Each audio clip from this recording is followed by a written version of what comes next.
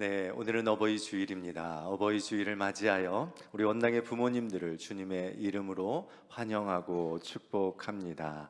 우리 곁에 있는 육신적인 부모님이 계시다면 또 영적인 우리 원당의 부모님들을 향하여서 사랑합니다, 축복합니다, 건강하세요 라는 이 세 마디 함께 인사 나눴으면 좋겠습니다. 인사 나눠보겠습니다. 사랑합니다, 축복합니다, 건강하세요. 네. 오늘 예배 끝나고 나가실 때 교회에서 작은 선물을 준비했고 또 우리 성도님 가정에서 헌물해 주신 이 카네이션 선물을 받아 가시면 좋을 것 같습니다. 작은 선물일 수도 있지만 우리 교회와 우리 성도의 마음을 담아서 드리는 그 선물을 받으시고 큰 힘과 위로받는 우리 부모님들 되시기를 축복합니다. 저는 교회가 참 이런 모습을 보고 이런 모습을 나눌 때 참 행복하고 좋다라는 그런 생각을 갖게 되어집니다. 육신적인 부모님 한 분 모시기도 버거워하는 이 세상 속에서 이렇게 영적인 많은 부모님들을 바라보면서 감사하고 기뻐할 수 있는 것 어느 곳이겠습니까? 교회밖에 없습니다. 그렇지요? 네, 이것이 우리 교회가 가지고 있는 참 소망이고 또 희망인 줄 믿습니다. 저는 계속해서 거룩한 성도에 대한 이야기를 하고 있습니다. 여러분, 거룩한 성도는 죽음 같은 세상, 죽음을 향하여 나아가는 이 세상 속에서 산 소망을 가진 자들이기 때문에 우리의 삶 속에 찬양하며 노래할 충분한 이유가 있는 자들입니다. 거룩한 성도들은요, 고난 가운데서도 기뻐하고 믿음으로 모든 것을 역전시키는 존재이다 라고 베드로 사도는 말하고 있습니다. 거룩한 성도는요, 영광스러운 이 구원을 누리며 또한 복음의 신비를 가진 자들이기 때문에 세상에 소망과 희망을 꽃피우는 자들이다 라고 밝히죠. 그러기에 성도는 어떤 환경 속에서든지 하나님의 은혜를 나타내는 자들입니다. 아멘이십니까? 여러분의 삶 속에 무엇이 드러난다고요? 하나님의 은혜가 드러나죠. 또한 여러분의 모든 거룩한 행실을 통하여서 분명히 살아계시고 역사하시는 하나님이 세상에 드러난 줄 믿습니다.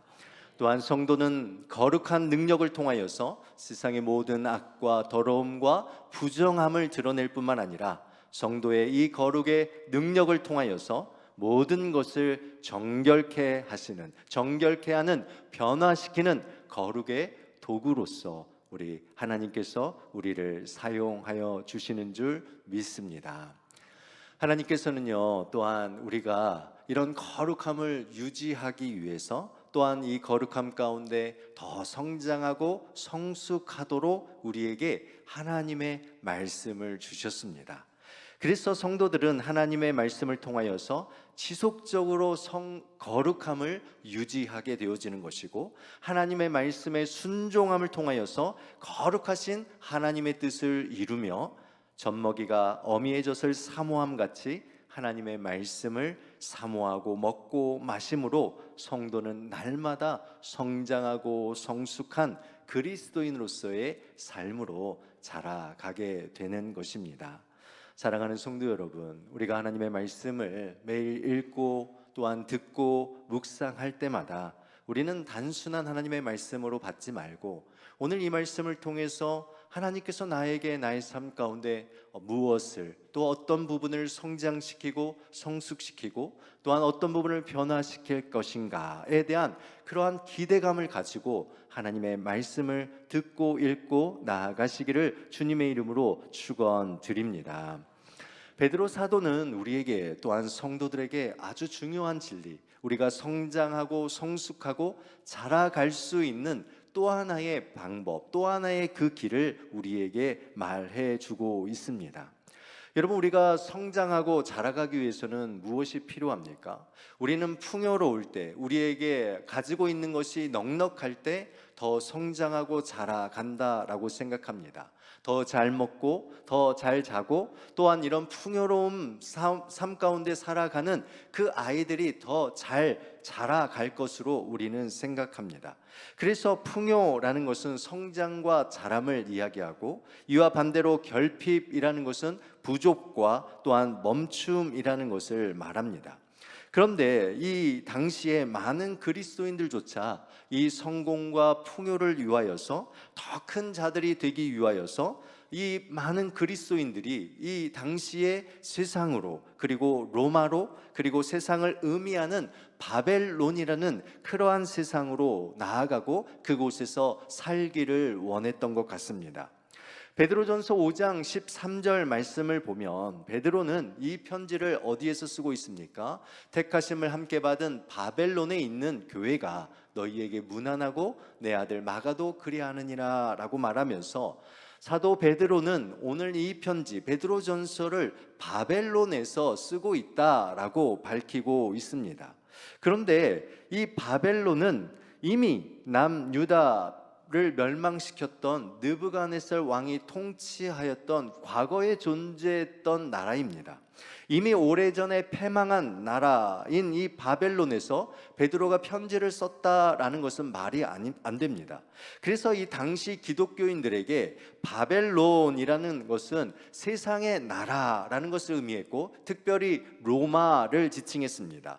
세속화된 나라, 풍요의 나라, 세상의 그 나라, 예수 그리스도를 통해 다스리는 하나님의 나라와 반대의 개념을 담고 있는 것이 이 바벨론이라는 의미입니다. 그러니까 실제로 많은 그리스도인들이 풍요로움을 위하여서, 또한 더 나은 삶을 위하여서 바벨론이라는 이 세상 속으로 뛰어들어갔던 것입니다. 이런 모습을 보면서 많은 믿는 자들이 믿음이 흔들렸고, 또한 어떤 사람들은 그들의 그 바벨론으로 돌아가는 모습을 통하여서 자신의 믿음을 돌아보고 자신의 그 믿음을 굳게 결단하고 다시 힘겨운 이 믿음의 싸움을 싸우며 나아가는 자들이 있었습니다. 이런 모습들을 바라보며 사도 베드로는 간곡한 음성으로 그들을 향하여 4절의 말씀을 통하여 우리에게 귀한 이 진리를 가르치고 있습니다. 우리 4절 말씀 한번 같이 읽어보겠습니다. 사람에게는 버림바가 되었으나 하나님께는 택하심을 입은 보배로운 산돌이신 예수께 나아가. 아멘. 사도 베드로는 지금 이 바벨론을 향하여 나아가든지, 아니면 이 바벨론으로 나아가지 못하고 여전히 그 믿음의 그 흔들림 가운데, 고난 가운데 싸우며 나아가는 자들에게 아주 중요한 이야기를 하고 있는 거예요. 너희 거류민과 나그네 든 성도들이여, 정말 이 믿음의 선한 싸움을 싸우며 나아가는 사랑하는 성도들이여, 다른 것이 아니라 우리 예수님께 나아갑시다. 우리 예수님께 나아갑시다. 우리 주저하지 말고 여기저기 기웃거리며 고개 돌리지 말고 우리 일어나서 함께 예수 그리스도께 나아가자라는 이 사도 베드로의 이 간절한 이 마음이 이 4절 가운데 담겨져 있습니다. 왜 사도 베드로는 이렇게 성도들에게 예수 그리스도께 나아가도록 요청하고 있을까요? 왜 예수 그리스도께 우리는 나아가야만 할까요? 라는 이 질문에 대하여 3가지로 우리에게 본문에서 밝히고 있습니다. 첫째로, 예수님은 성도의 보배로운 산돌이시기 때문에 그렇습니다. 여러분 4절 말씀에 보면 이런 얘기가 있잖아요. 사람들에게 버림받은 돌에 대해서 말하죠. 버림받았다라는 이 원문의 의미를 살펴보면 허가받지 못하다, 가치가 없어 보여 거절하다라는 뜻을 가지고 있습니다.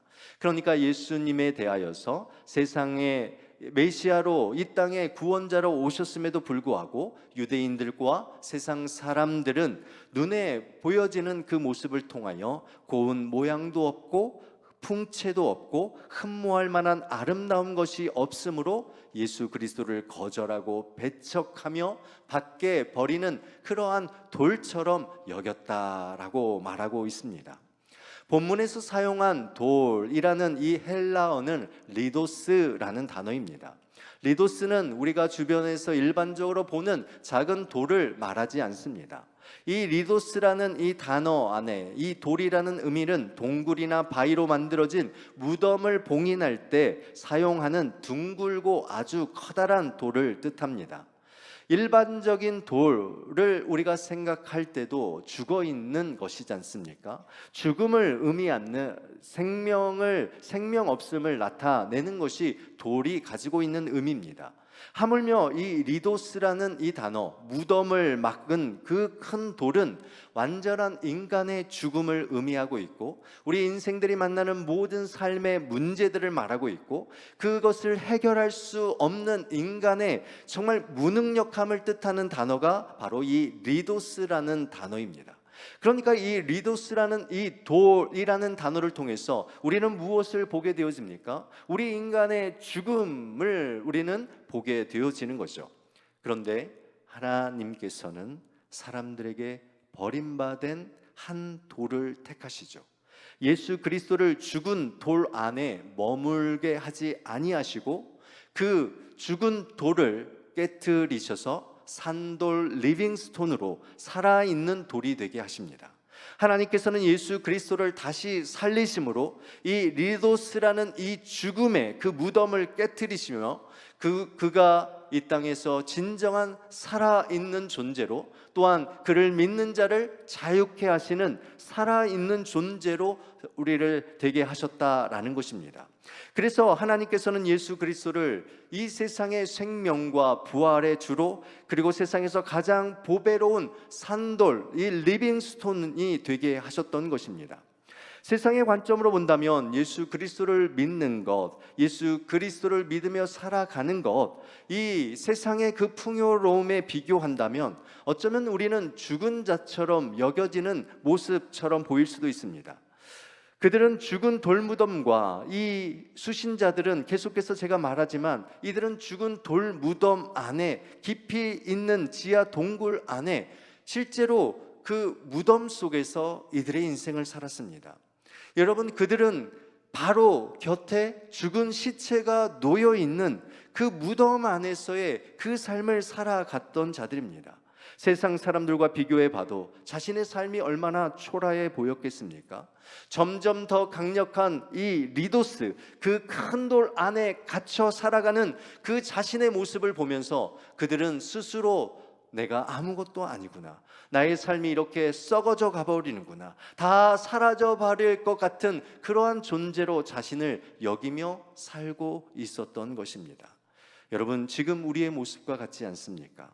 여러분, 우리도 코로나 시기를 지나면서, 또한 이 포스트 코로나의 그 시기를 다시 우리가 맞이하면서 우리는 엄청난 기대감을 가지고 살아오지 않았습니까? 포스트 코로나, 우리 코로나 시대에 정말 목회자로서 아무것도 할 수 없는 그러한 때를 우리가 경험하였습니다. 성도들을 돌아볼 수도 없었고, 성도들 곁에 다가갈 수도 없었고, 성도들의 손을 잡고 기도할 수 없는 목회자로서의 그러한 이 리도스의 그 상황을 우리는 맛보았습니다.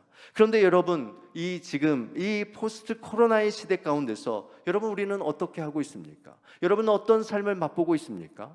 때로는 잘하고 있다라고 우리 스스로를 격려해 봅니다. 조금 지나면 더 나아질 거야, 시간이 지나면 지금보다 더 나아질 거야 라고 우리를 다독혀 봅니다. 그러나 여러분, 순간순간마다 우리 안에 이 리도스가 내 삶과 내 마음의 문을 막아버리지 않습니까? 감당하기 어려운 이 리도스의 이 돌이 나를 짓누르며 이 죽을 것 같은 이 답답함 가운데 우리가 살아가고 있지는 않냐라는 것입니다. 베드로 사도는 오직 보배로운 산돌이신 예수 그리스도 앞으로 나아갈 때 이 리도스와 같은 우리의 삶이 산돌, 리빙스톤, 살아있는 그러한 돌로 살아가게 된다는 것을 말해주고 있는 것이죠. 베드로가 이런 것을 경험하지 아니하였습니까? 베드로가 예수님을 3번 부인하면서 예수님과 멀어졌잖아요. 예수님과 점점 멀어지는 그런 경험을 했잖아요. 아마 베드로는요, 죽을 것 같았을 겁니다. 죽음을 경험했을 것입니다. 그러나 살아계시고 다시 부활하신 예수 그리스도 앞으로 나아갈 때 그의 삶이 죽은 리도스에서 살아있는 리빙스톤의 삶으로 변화되었던 것입니다. 여러분, 성경에 보면 이런 리도스와 같은 인생들이 리빙스톤으로 바뀌는 역사가 얼마나 많이 일어난지 모릅니다. 창세기에 보면 아브라함이 아들 이삭을 하나님께 바치는 사건 기억하시죠? 히브리서 11장 19절 말씀에 보면 이 아브라함이 아들 이삭을 바칠 때의 모습을 이렇게 표현합니다. 그가 하나님이 능히 이삭을 죽은 자 가운데서 다시 살리실 줄로 생각하니라. 비유컨대 그를 죽은 자 가운데서 도로 받은 것이니라 라고 말하죠. 여기에 보면 이삭을 죽은 자 가운데서, 리도스 가운데서 다시 살리실 줄로 라고 말하죠.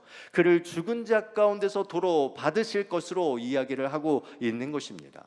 아브라함은 무엇을 가졌습니까? 리도스와 같은 그 인생 가운데서도 하나님을 향하여, 예수 그리스도를 향하여 갖는 그 믿음을 통하여서 그의 삶을 다시 살아나는 그러한 삶의 그 모습을 이 아브라함은 가졌던 것입니다. 나사로의 죽음에 대하여 여러분 확실한 죽음의 그 무덤을 맡고 있었던 여러분 리도스를 우리는 보지 않습니까? 나사로가 죽었고 그 죽음의 그 무덤을 커다란 리도스가 맡고 있었습니다. 이때 예수님께서 오셔서 무엇을 요청하십니까? 돌을 굴려 놓으라. 돌을 옮겨 놓으라. 리도스를 옮겨 놓으라라고 말하고 있습니다. 그리고 예수님께서 큰 소리로 말씀하시죠.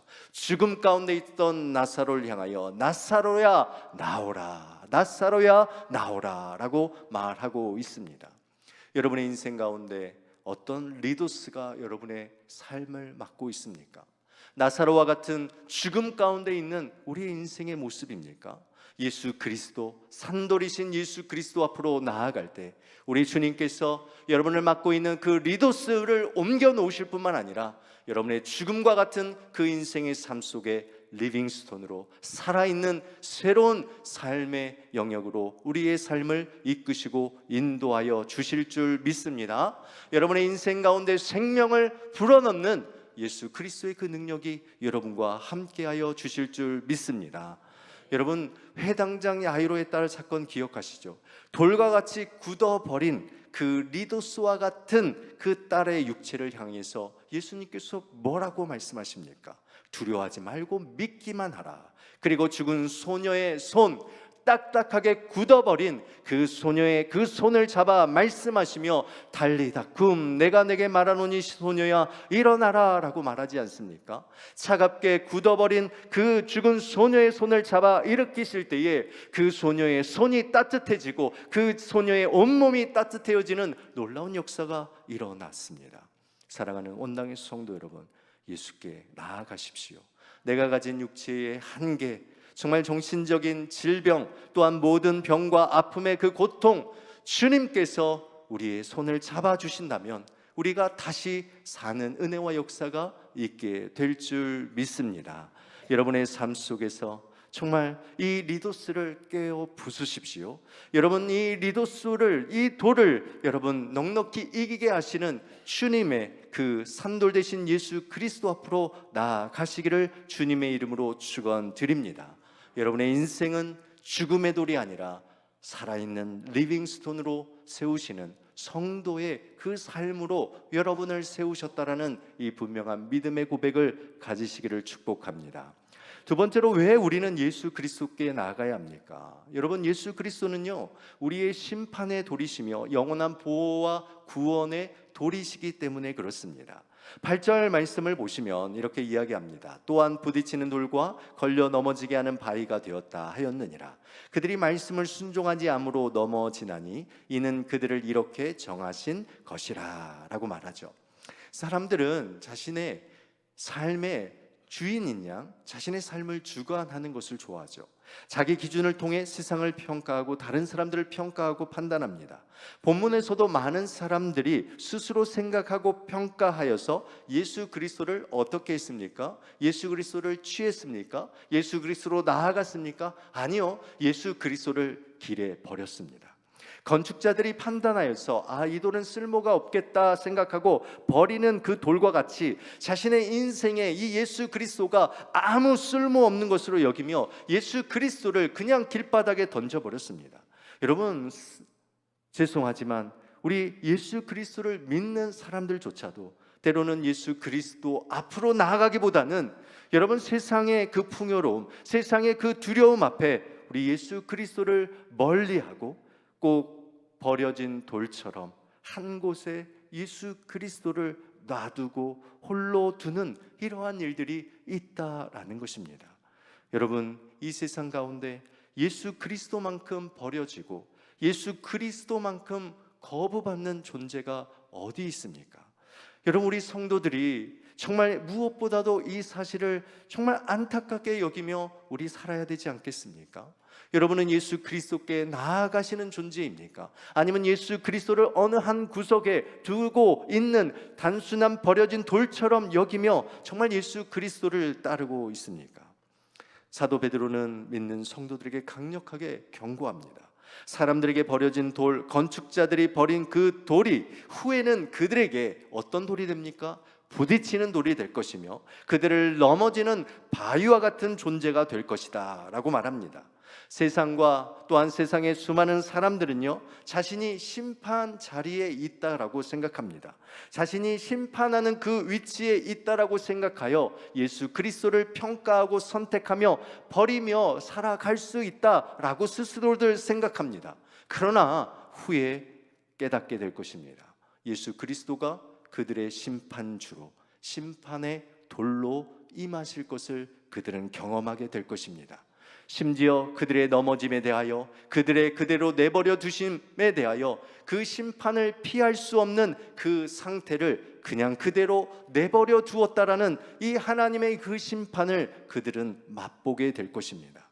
여러분, 이와 반대로 구약 성경 이사야 28장 16절 말씀을 인용한 베드로전서 2장 6절의 말씀을 보시면 이렇게 기록하고 있죠. 우리 함께 2장 6절 말씀 같이 읽겠습니다.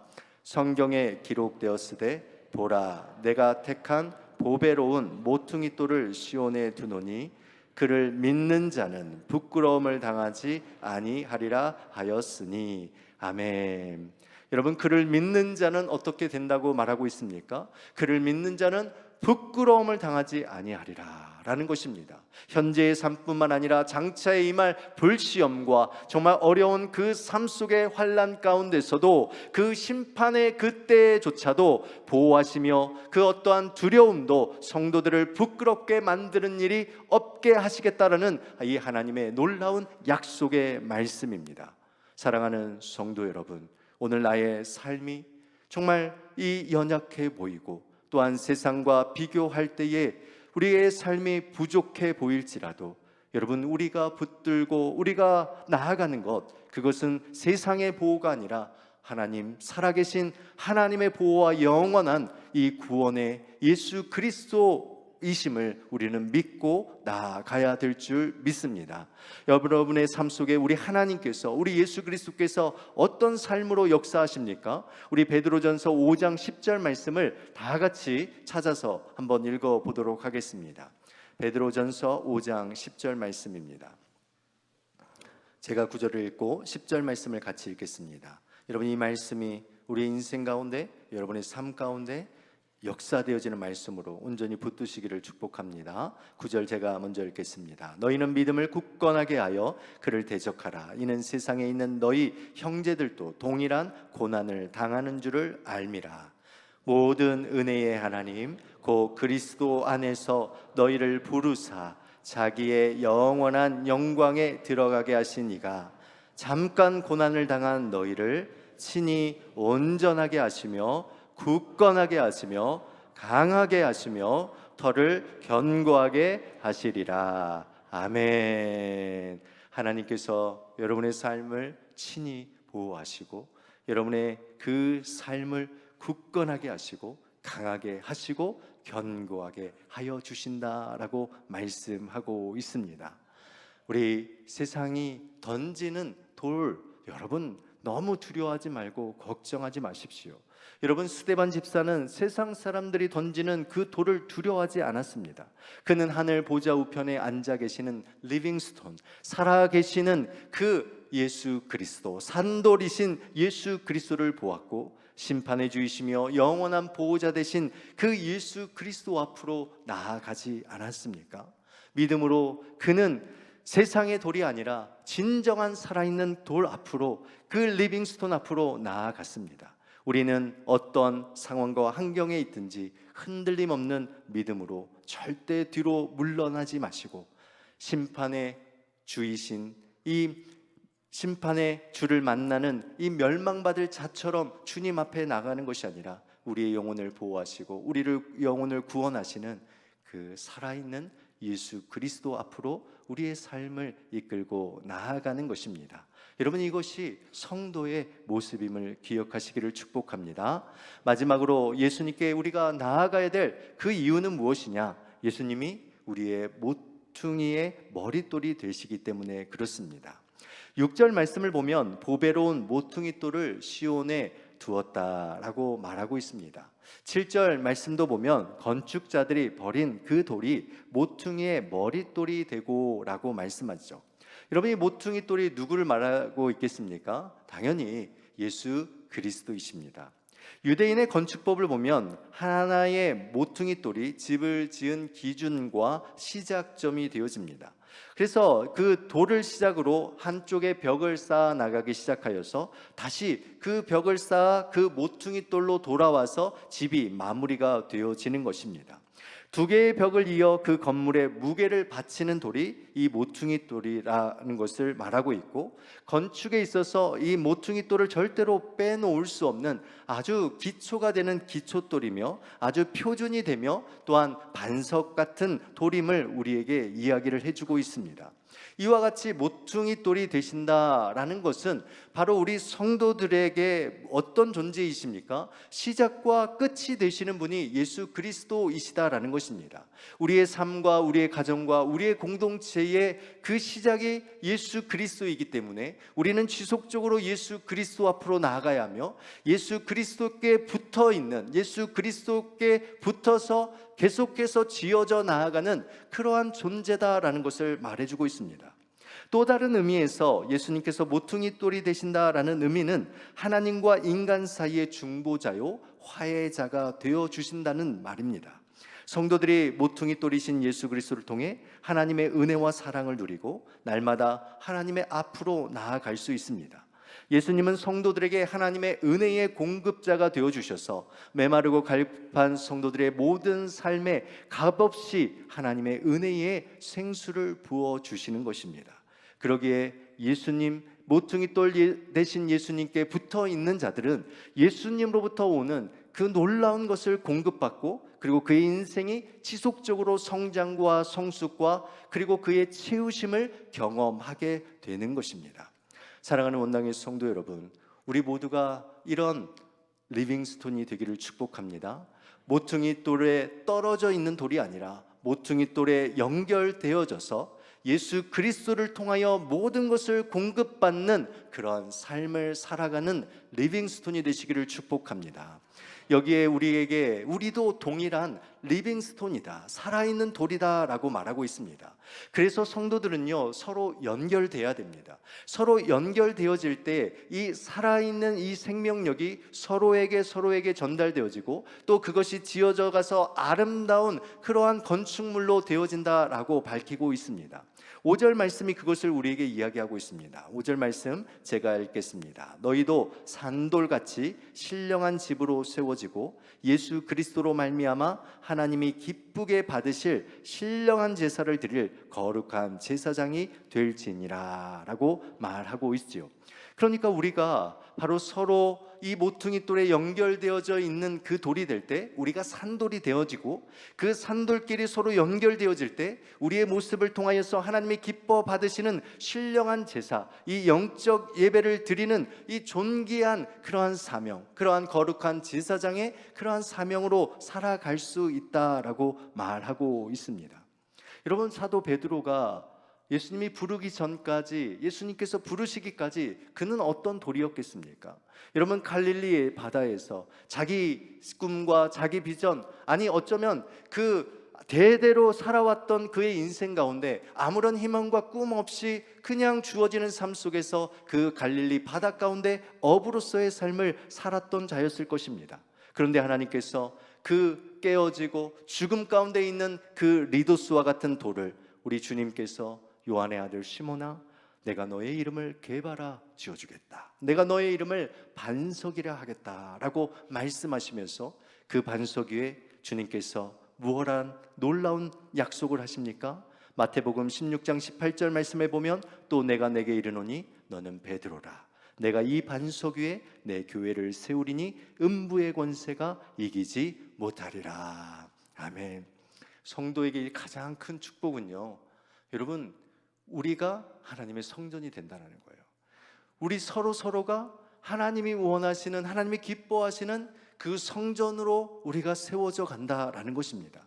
고린도전서 3장 16절 말씀에 너희가 하나님의 성전인 것과 하나님의 성령이 너희 안에 계시는 것을 알지 못하느냐라고 말하고 있습니다.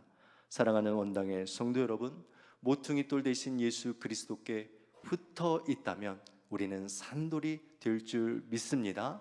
여러분을 통하여서 이 생명력 있는 이 역사가, 이 놀라운 삶이 여러분의 그 주변에 있는 자들에게 전해지는 제사장과 같은 역할을 감당할 수 있다라는 것입니다. 우리는 바벨론과 같은 세상에서 우리는 때론 돌과 같이 여겨질 때가 있습니다. 이 리도스와 같은 그런 삶을 느끼며 또 살아갈 때가 있습니다.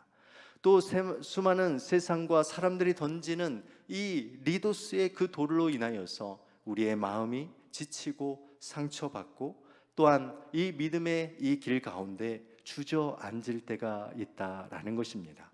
코로나 시기를 겪어오면서 하나님을 멀리 떨어져 있는, 하나님을 멀리하고 있는, 다시 주님께로 돌아가기가 두려워 뒤로 물러나 있는 주님의 귀한 성도들도 있는 줄 압니다. 정말 우리가 다시 그들을 세우고 그들을 다시 회복하고 보배로운 산돌이신, 그리고 심판의 돌과 모퉁이 돌 대신 예수 그리스도 앞으로 우리가 그러한 사명을 먼저 감당하며 살아야 되지 않겠습니까? 주님께서는 우리에게 잃어버리고 또한 떠나 있는, 멀리 떨어져 있는 그 리빙스톤들을 오늘 찾고 계십니다. 방향성을 잃어버리고 홀로 남겨진 그 잃어버린 주님의 양들을 주님께서 우리 곁으로 불러서 함께 예배하며 함께 신령한 예배로, 살아있는 예배로 신령한 그러한 성전이, 집이 되기를 간절히 원하고 계십니다. 우리 한 주간을 살아갈 때, 아니 정말 계속되어지는 이 믿음의 선한 싸움을 싸워갈 때 우리 서로 힘을 내도록 격려하시고 위로합시다. 서로의 힘을, 서로의 손을 잡아주며 보배로우신 산돌이신 이 예수 그리스도와 함께 걸어가며 나아갔으면 좋겠습니다. 몇 사람으로 이루어지는 교회가 아니라, 몇 사람으로 이끌어가는 교회의 모습이 아니라, 조금은 더디 가더라도 함께 손잡고 함께 예수 그리스도 앞으로 나아가는 이러한 아름다운 성도들이 있는 그런 교회를 세워가는 우리 원당의 아름다운 이 성도들의 삶 또한 우리 원당교회가 되기를 주님의 이름으로 축원드립니다. 그럴 때 우리 인생, 우리의 삶이 조금은 더디 가더라도 우리의 삶 속에서 함께 손잡고 나아갈 때 여러분, 그곳이 바벨론이 아니다라는 것을 알게 될 것입니다. 여러분이 살고 있는 그 자리가 세상이 아니라 우리 주님께서, 산돌 대신 예수 그리스도께서 통치하시고 다스리시는 하나님의 나라인 줄 믿습니다.